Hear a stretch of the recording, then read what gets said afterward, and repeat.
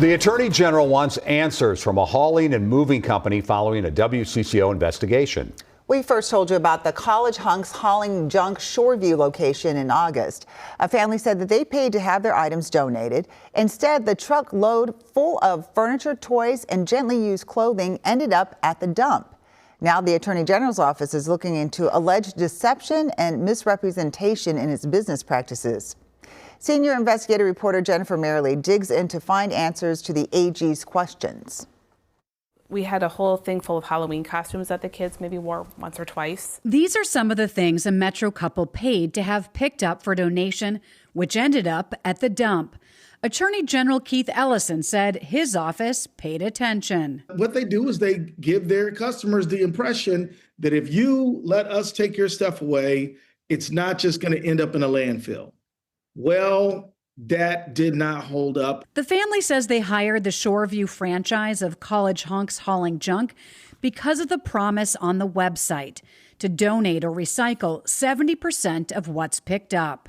If you look at their website, that they pride themselves in repurposing, recycling, or giving things a second life before they take anything to the dump. Soon after the pickup, they started to regret donating some sentimental items.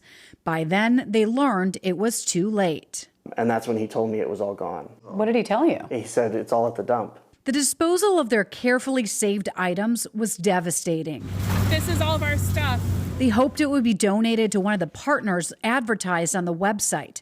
Goodwill and Habitat for Humanity Restore told WCCO they don't have a partnership with the company. I'll say to any hauler, anybody who holds themselves out this way, that you make sure that your representations are demonstrable and provable. And if not, what happens?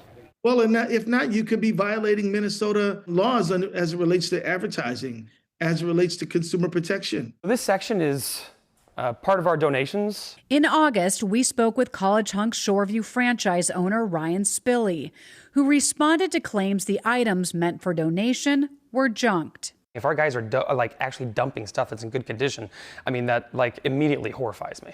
I'm like, no, that can't happen.